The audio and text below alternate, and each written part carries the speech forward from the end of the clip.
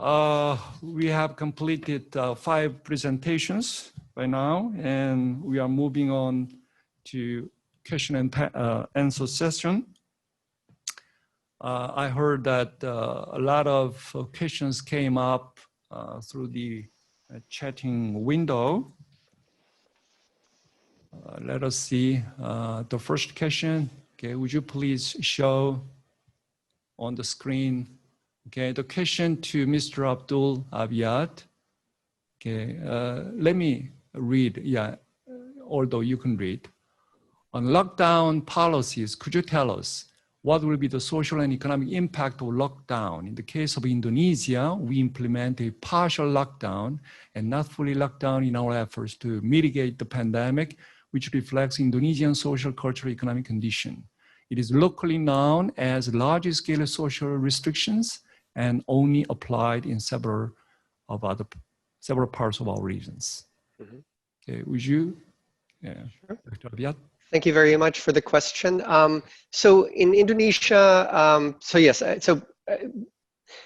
obviously these, as the presentation showed, these lockdowns have implications for mobility and therefore for economic activity. So if you take a look at Indonesia, for example, you can sort of quantify those metrics, again, using Oxford University's Government Stringency Index.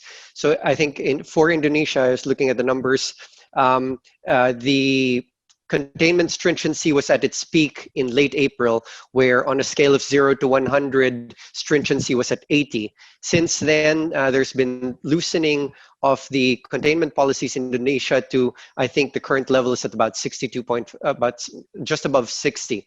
And so in that sense, that will help economic activity.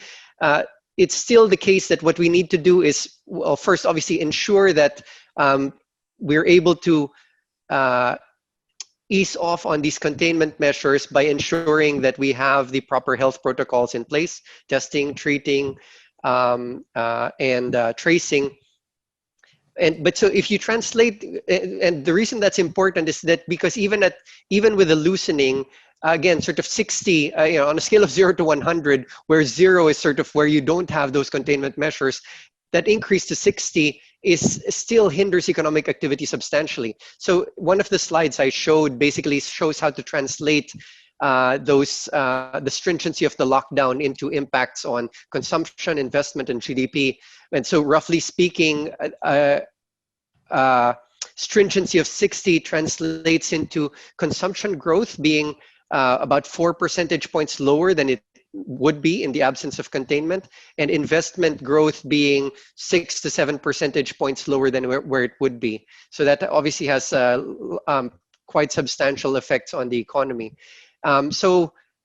The other thing I wanted to say, so that's on the economic side. ADB has also been working with the government of Indonesia to investigate the social effects at a much more granular level. So we're doing poverty impact assessments, and we've also done rapid surveys of SMEs to see exactly what the issues are. So my recollection is that more than half of the SMEs surveyed said they were closed or they were closed, and that obtaining finance was really the primary problem. So it's clear that these lockdowns have both a significant economic and social impact, and really, so getting the sequencing is quite clear. Get the outbreak under control using not lockdowns, which are very blunt and again costly tools, but use the lockdowns to buy you time, basically, to get the health measures in place, so that you can then normalize economic activity as a result. Thank you very much. Thank you, Dr. Abiad. And the next question. Okay, to Ms. Lorena Aguilar. Prior to COVID-19 pandemic, annual subscription of fossil fuels by governments was estimated at $500 billion, which acts as an incentive to use and produce more greenhouse gas emitting fuels. As part of the green recovery strategy, how do you recommend fellow countries ensure government fiscal stimulus packages do not further entrench fossil fuel production or even increase production support due to the low global oil prices, while also providing the necessary support mechanism for consumers? Please. Thank you very much. Thank you very much for the question. I think that we need to invest in clean technology. There is a need to assign more resources for the energy transition that we have shown that is one of the best ways to reduce our emissions, especially in the transport sector. Subsidies have to go to changing for example, to electrical cars. And I think we can follow what the EU, especially their banking system, has been doing, is no investments, no funds for non-clean fuels. I think that that is one very good way to move forward. Thank you very much. And the next question to Mr. Jeb and Ms. Ban. No country is immune to social and economic impacts of the COVID-19. Millions of people lost their jobs and income. Poverty in many places is on the rise. The pandemic and its social and economic impact are unprecedented. Therefore, it also needs unprecedented efforts to tackle the post-pandemic. Could you make comment on any possible unprecedented actions that should be taken in immediate, medium, and long term? Okay, would you, anybody, Jeb or Ban? Sure. Excuse me. Thank you. I can begin, and then perhaps Van can complement.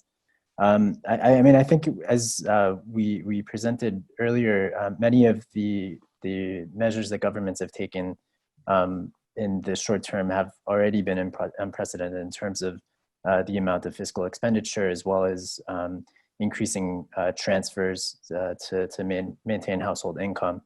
But I think there are some reforms and some policies that are for the longer term that could, in the context at least of Latin America and the Caribbean, could lay the groundwork for addressing some of those longer term structural issues, such as the ones that our colleague from Flaxo presented earlier. As Ms. Aguilar said, the region is the most unequal in the world. And so especially given the limited fiscal space in the region, especially fiscal reforms, which were briefly alluded to in our presentation, but not really gone into in depth. Some reforms such as making the tax systems more progressive and cutting down in terms of fiscal tax evasion and avoidance would help raise the funds that would allow some of the unprecedented short-term measures to be extended in the long term and essentially create new social compacts that would ultimately reduce some of the larger structural problems facing Latin America and the Caribbean. I'm not sure, perhaps my colleague Van would like to complement that with some of her own responses. Yes, thank you. So allow me to quickly step in a bit. I think it's a valid question to ask now as we move towards a longer term recovery from the pandemic. Yes, and I agree with my colleague that a lot of the responses so far have been unprecedented. And as we move forward, one thing to keep in mind as well is that our recovery, it's not separate from implementing our commitment in the 2030 Agenda for Sustainable Development. The agenda that we set for 2030, it's actually a way forward, and it's integral with our overall efforts to move forward from this pandemic and also to prepare ourselves for any future crisis, one such as this. And in terms of unprecedented, I think earlier in the presentation alluded to the fact that social protection, for example, is one of the areas that is fairly weak in Asia Pacific. Our country spent on average only 3.7% on social protection when the global average is 11.7%. So it's only a third of what the global average should be. So raising this would allow millions of people to move away from poverty. And another example is also that even before the pandemic, our estimate shows that the region would need around 1.5, will need to spend around 1.5 trillion annually in order to achieve the 2030 agenda by the 2030 agenda by 2030. So there's a lot of commitments and ambitions in order to move forward from here, to take advantage of this opportunity to build back better and build resilience for future crises.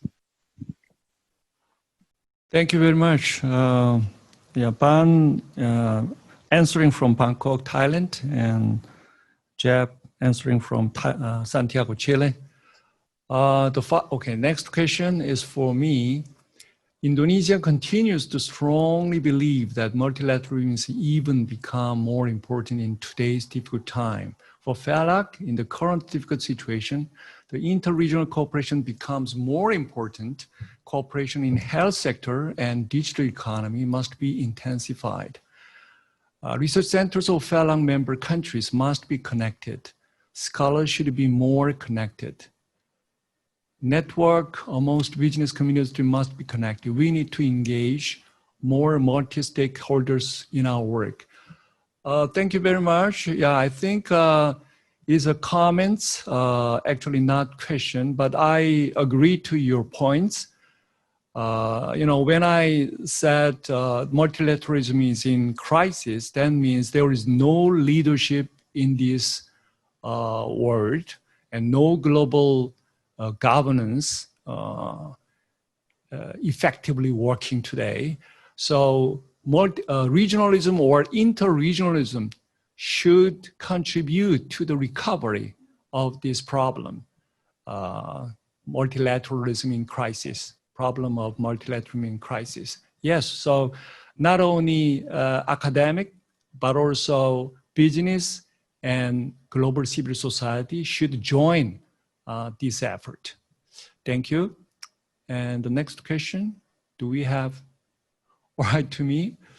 With G2 continuing power struggle, what can be the role of two regions, Latin America and East Asia, in multilateral global order?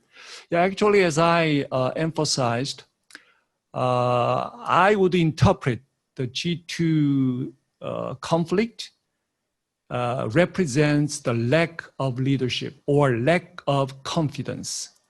So as far as we have in the framework of Fealac, we have education, cooperation, business cooperation, and technology, science and technology cooperation, and culture, et cetera, et cetera. So we can be a kind of a model in this situation, in this world of disintegration by cooperating. As I put the concept of platform, we can increase the level and the interdependence of the two regions by all those kind of means and in sectors. Thank you. And the follow-up, the next question. Do we have next questions? Okay, to Ms. Lorena Aguilar, Latin American financial systems have some of the highest interest rates in the world. Even during the pandemic, rates have stayed comparatively higher than in other regions. What would be your advice to promote financial inclusion for micro, small, and middle-sized enterprises in our region? Would you? Well, thank you very much for the question.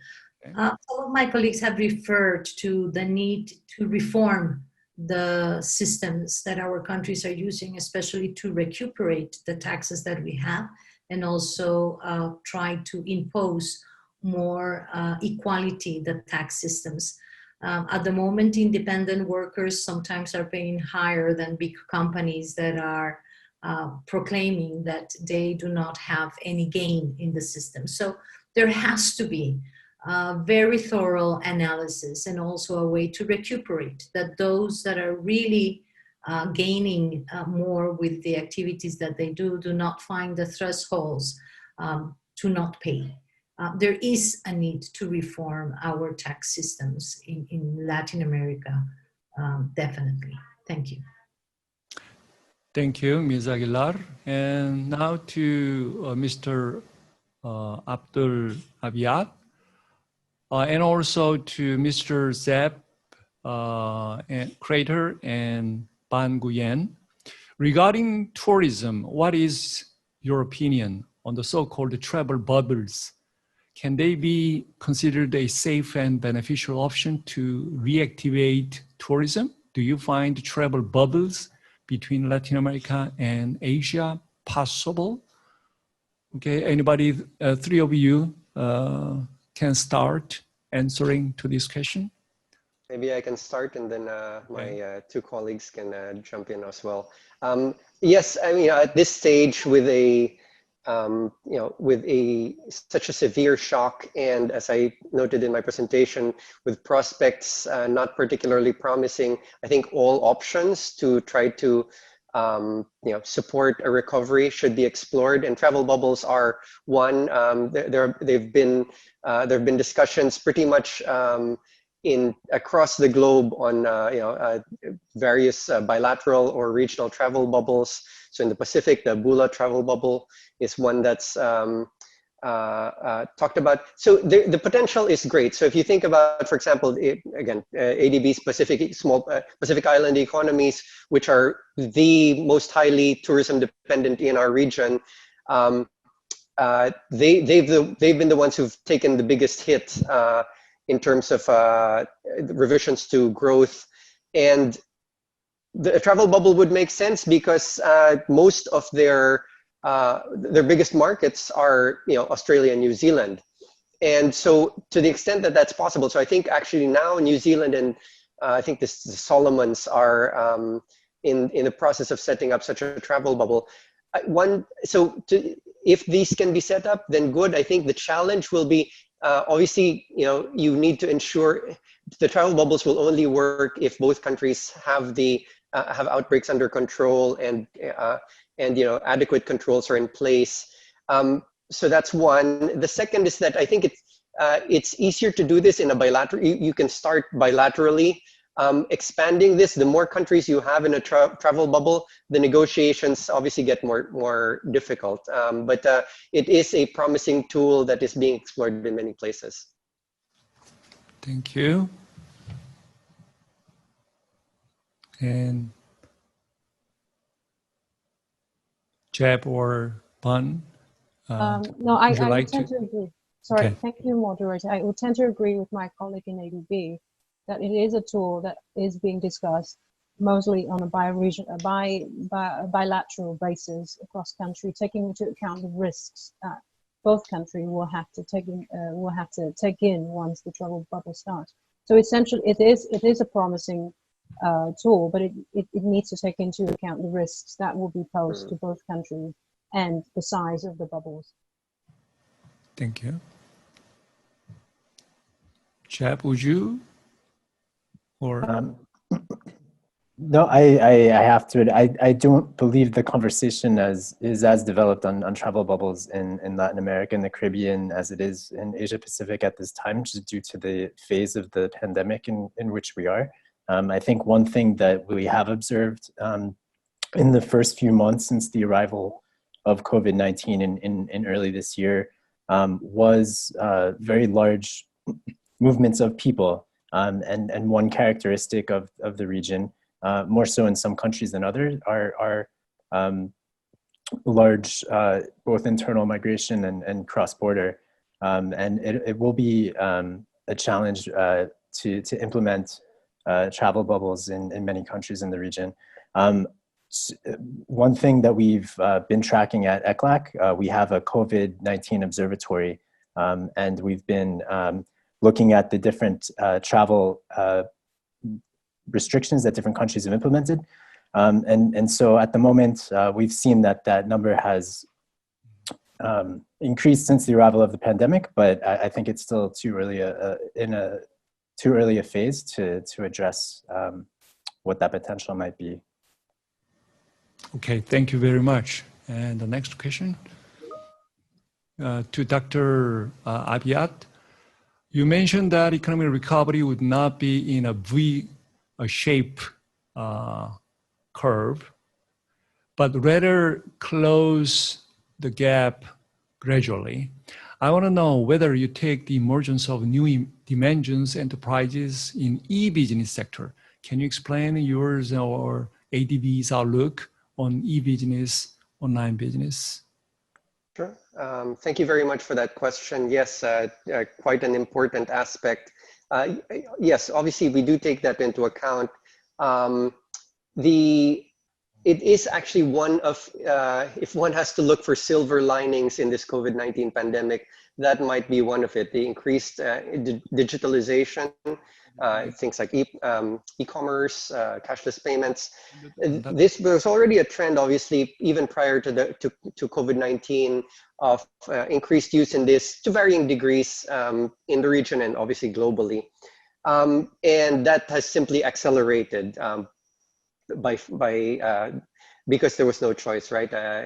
So you've seen this accelerated use of e-commerce, cashless payments, and other forms of digital technologies, and we expect that to continue. So even after this pandemic and this crisis ends, we expect that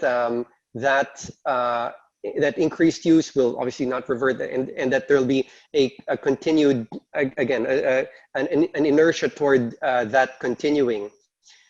Two caveats, and so obviously that's going to be beneficial. There are efficiencies in these platforms. Just two caveats to mention. One is that countries need to ensure that they have the technologies in place, and in particular in ICT infrastructure necessary to take advantage of this increased digitalization. So in many countries, it's still the case that internet coverage is spotty or expensive or both. The second, and related to this, is basically the digital divide, that there's the risk that with increased digitalization, those that don't have access fall further behind. This is also a concern even in fields like education, for example, where many countries have started or are about to resume education fully online, no in-room classes, but the system is simply inadequate, that you have millions of households who don't have access or cannot afford the necessary IT equipment. And therefore, there's really the risk that, yes, this moves forward, but then more and more people get left behind. Thank you. All right. Thank you very much, Dr. Aviat. The next question, okay, please elaborate to me further on key regional cooperation in multilateral response and recovery. To what extent these cooperation have been coordinated and implemented between Asia and Latin America? Any best practice and lessons learned you could share with us and participating countries? All right, very important question. For the past about 20 years in Fealac history, as I mentioned, there were several different sectors of interregional cooperation in industrial, education, culture, and science and technology, et cetera, And quite a particular phase in the Fealac process was that there was no joint, comprehensive efforts toward a single or particular sectors. Instead, all the participating member countries made their own efforts to move on the Fealac initiative. So there are case-by-case performances by each different countries. And actually, since very recent 2018, in the name of Fealac, there was a fund was formed to increase the effectiveness of the cooperation, interregional cooperation. Actually, that kind of outcome I wanted to hear from our panelists today. I'm gonna show my own question about the effectiveness of those joint projects. So you will hear afterwards on that. Thank you.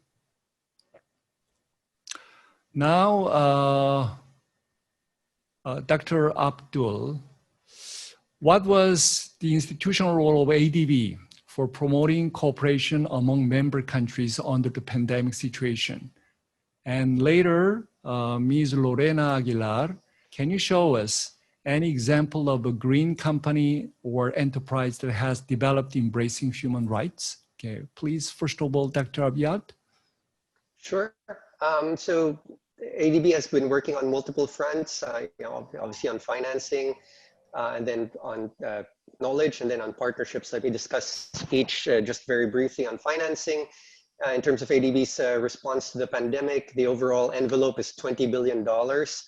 So loans of $1.5 billion have been made among Fealac countries to Thailand, to Indonesia, and the Philippines. And smaller loans of like $250 million have been made to Cambodia, for example.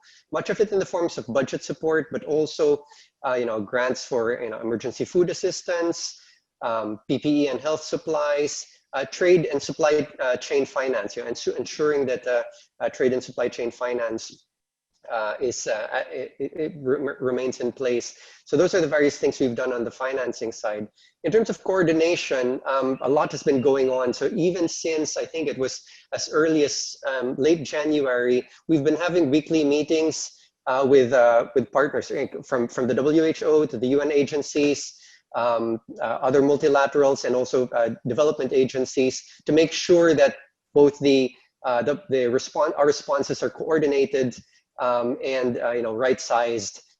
Obviously, ADB, even prior to COVID, has been supporting ASEAN, APEC, and various regional initiatives like in the GMS or BIMP-EAGA, and so that continues and has actually strengthened. On the knowledge side, obviously, a lot of analysis has been done, both on the economic and social impacts, both at the regional, but also importantly at the country level. That's gone on.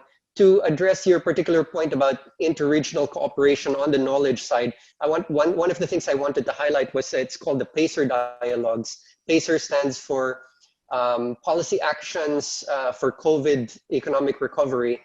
And what it is it was started by our Southeast Asia Regional Department, and the first dialogues took place in early June, and they've been going on pretty much every week. So this involves government government participants from across Southeast Asia and China. And the topics have covered everything from the first two, for example, were how Korea and New Zealand dealt with their outbreaks.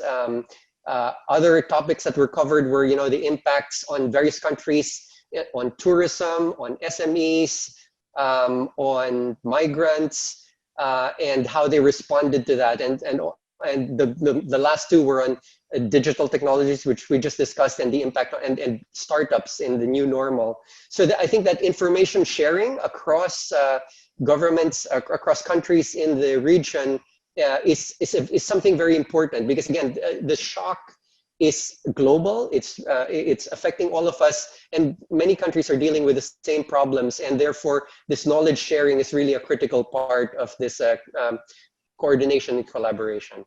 Thank you. Okay, Dr. Aguilar. Thank you, Dr. Kim. Well, I have to use one of the examples that are related to nature-based solution, and is the payment for environmental services. As some of you know, Costa Rica has been investing in the past 3 decades in a system to really provide resources to those people that have been taking care of the forest and have been avoiding deforestation. Unfortunately, the payment for environmental systems have a little bit of an issue when it comes to land tenure. And you can only get paid if you own the land. And in the case of Costa Rica, only 15.4% of the land is owned by women. So what the RED initiative, or the Payment for Environmental Program, what they have done is develop what is called a gender equality seal, or a certification. that looks at all the sources that creates the gender gaps within the productive units. And they have developed 7 different parameters. These units are given this seal or this certification if they had fulfilled activities that close those gender gaps. And the amount of resources per productive units can vary between $40,000 US to $20,000 US to enhance the work that they're doing with the use of the products that they are producing in these farms or these productive units. So there is an interlinkage between enhancing human rights while you enhance and also award those that had been having a greener development. Okay, thank you very much. And then, do we have more questions? Okay, yeah, actually, okay, first one, okay, to both panelists in Fealac and ESCAP, okay, to Jeb and Ban. What kind of coalition efforts can Fealac as an international entity do in light of COVID-19 pandemic? And the next one, that is actually what I mentioned. I myself wanted to ask. ESCAP and CEPAL have done various Fealac-funded projects through UN Trust Fund since 2018. How could this new project be different from other existing projects and reports in the framework of Fealac? Who would begin? Jeb and Ban? Sure, I can start, and then Van Right. can complement.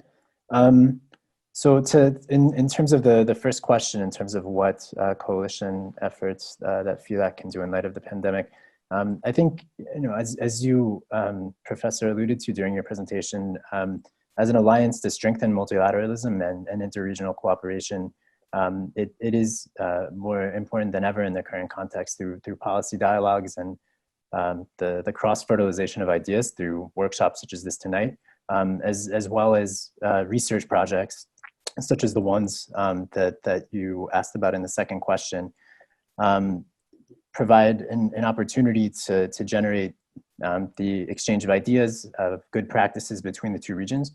And in the context of the new project that we have proposed could potentially lead to even more frequent and greater exchanges between the two regions. And so I think in the current context, just as this workshop tonight has been an opportunity to exchange experiences between East Asia and Latin America and the Caribbean, going forward through the recovery offers greater opportunities to do the same. In terms of the second question on the Fealac Fund projects, the first 2 projects that were implemented under the UN Trust Fund were on value chains and social equality. And both of these were dug very deep into those 2 specific areas. The project on value chains, for example, made it possible to generate important collaboration between national and regional institutions, including with ADB, in developing the national, regional, and global input-output tables. And the Social Equality Project also develops statistical tools to better understand measurement of inequality. And so these 2 specific areas, while they will feed into the new project proposal that we've elaborated, the new project will essentially allow us to go beyond. It's a more comprehensive view of what the impacts of the pandemic are and what the opportunities are for the medium and long-term recovery. And so although the 2 existing projects would be able to feed into it using the tools that were developed, the new project takes a more comprehensive overarching view. So with that, I'll hand over to my colleague, Ben. Right. Thank you, Zeb. And Professor Kim, thank you for the questions. And for the first question, what would Fealac as a multilateral institution do in the recovery from the pandemic? And I think the issues of fractured multilateralism, as you alluded to in your presentation, was very spot on. And besides the sharing of practices, sharing of experience that we're doing here, and right now, the other important aspect that Fealac can promote is also the sharing of capacity, building the capacity across the two regions. And I particularly would refer to the three areas that Director General Kyung Tae Hwang referred to in his presentation, that the focus on new capacity, on building the capacity, building the support, would need to focus on the resilience of trade, on need to the promotion and use of innovation and new technologies, on ensuring green recovery, the environmental protection, and on sustainable development. So these are the areas that I think were very spot on in terms of building the capacity for both regions in the longer term recovery. And just a little bit on the report. Well, yes, it is an opportunity for us to look a bit beyond what was done from a sector perspective, from a thematic area perspective, having a more comprehensive overview. At the same time, we have a mandate actually this year by our commission, our member states in the resolution have asked us to, in Asia Pacific, to specifically look at the forward-looking analysis for the region's ability to recover and to prepare for future crises. So the proposal and the report that we propose are very much aligned as well with the guidance we have from our member states. Thank you very much. Due to the time constraint, let me conclude the panel at this moment. We reviewed the real impact of COVID-19 in both regions, and we have discussed several different aspects of the agenda for the future recovery. I think this kind of format, webinar, should be expanded to cover more issues and to engage more people at different sectors of societies in both regions. We really look forward to seeing all today's discussion bearing fruit very soon. Thank you very much, you presenters, Abdul, Lorena, Jeb, and Ban, for sharing your insights with us. And thank you everybody online to participate in spite of different time zones, different timelines. Good night,